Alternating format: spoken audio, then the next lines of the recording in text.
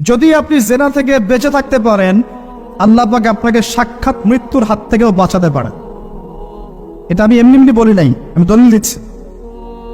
জেনা এমন একটা পাপ, যেই পাপ থেকে যদি কোনো যুবক নিজেকে বাঁচাতে পারে, আল্লাহ পাক তাকে সাক্ষাৎ মৌতের হাত থেকেও বাঁচাতে পারবে ইনশাআল্লাহ। কিভাবে? 3 বন্ধু যাচ্ছে রাস্তা দিয়ে, হঠাৎ করে ঝড়, বন্ধু 3 জন ঢুকে গেল গুহার মধ্যে। কিসের মধ্যে? গুহায়, যে পাহাড়ি এলাকায় আপনারা থাকেন যারা, গুহার মধ্যে। হঠাৎ করে পাহাড়ের পাথর দিয়ে গুহার মুখটা বন্ধ হয়ে গেল। এখন খোলার কোনো অপশন নাই। সবাই বলছে এখন 3 জন, এখন তো আমরা বের হতে পারবো না।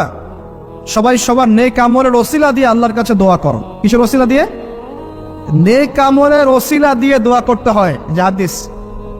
এই ছেলে বলছে, যুবক ছেলে, আল্লাহ, আমার একজন চাচাতো বোন ছিল। কে ছিল? এই যে বয়ফ্রেন্ড গার্লফ্রেন্ড, খালাতো বোন, চাচাতো বোন। এখন তো বিচ্ছিরি অবস্থা। এখন এমন একটা অবস্থা, পশ্চিমা সভ্যতার রিপোর্টগুলো পড়ে দেখি, ভাইও বোনের সাথে জেনা করে।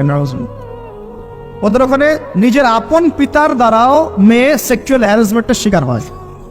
ওরা আমাদেরকে শেখায় এখন ভালো কোনটা মন্দ। আর আমরা আমাদের মাথাটা কবে যে বিক্রি করে দিলাম। ওদের কাছ থেকে ভালো মন্দ শিখতে হচ্ছে, কোরআন সুন্নাহ বাদ দিয়ে ওদের কাছ থেকে ভালো মন্দ শিখতে হচ্ছে। তো চাচাতো বোনকে সে খুব ভালোবাসতো, তাকে সে পেতে চাইতো, মানে তার সাথে সেক্সুয়াল সম্পর্ক করতে চাই, সোজা কথা বল।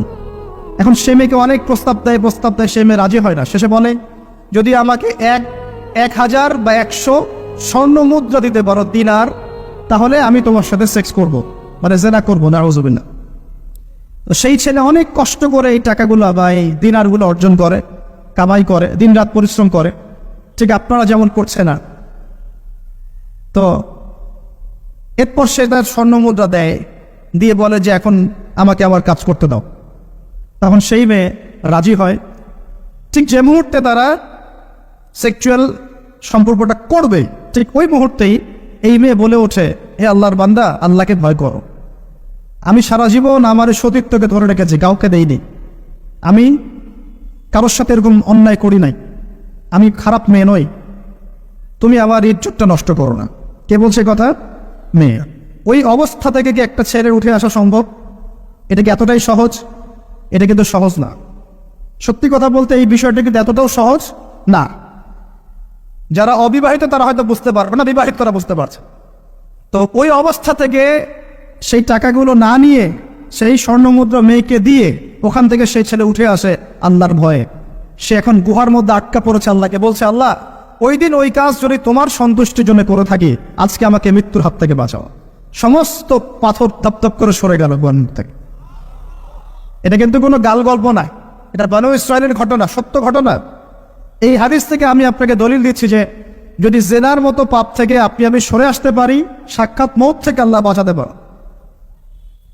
প্রিয় ভাই, সেই যুবক আরো সে ছায়া পাবে যে তার যৌবনকালটাকে আল্লাহর পথে কাটিয়েছে, এবং যাকে কোনো সুন্দরী মেয়ে জেনার জন্য আহ্বান করে, সে বলে আমি আল্লাহকে ভয় করে। আমরা তওবা করি, আমরা কোনো প্রকার জেনার পাবে যাব না ইনশাআল্লাহ। যদি হারাম কোনো সম্পর্ক থেকে থাকে, আজকেই এই নাম্বার ডিলিট করে ফেলতে হবে। আল্লাহ পাক তৌফিক দান করুন। ডিলিট করার আগে আবার ফোন করে বলেন না যে আজকে থেকে আর কথা বলবো না, তাহলে এই কথা আর কোনোদিন শেষ হবে না। একবারই বন্ধ, ডিসকানেক্টেড। কার জন্যে? আল্লাহর জন্যে। এবং এটা করার পরে আল্লাহকে বলতে হবে, আল্লাহ, শুধু তোমার ভয়ে এবং তোমার সন্তুষ্টি পাওয়ার জন্য আমি জেনা থেকে বেরিয়ে আসলাম। আল্লাহ, তুমি আমাকে হেদায়েত দাও, ঈমান দাও, আমল দাও, এবং তোমার রাস্তায় আমাকে বেহিসাব রিজিক দাও। এবং নেককার কুমারী, নেককার প্রেমময়ী, তাকওয়াবাদ, মুত্তাকি একজন স্ত্রী আল্লাহ তুমি আমাকে দান করো। ইনশাআল্লাহ আল্লাহ পাক আপনাকে দান করো। আল্লাহ পাক দান। আল্লাহ পাকের জমিন প্রশস্ত, আল্লাহর হাত প্রশস্ত। আল্লাহর হাতকে সংকীর্ণ মনে করবেন না, আল্লাহর জমিনকে সংকীর্ণ মনে করবেন না। আল্লাহ পাক যাকে ইচ্ছা বেহিসাব রিজিক দিতে পারেন ইনশাআল্লাহ। আল্লাহ পাক আমাদের সবাইকে বেহিসাব রিজিক দান করুন বলি আমিন।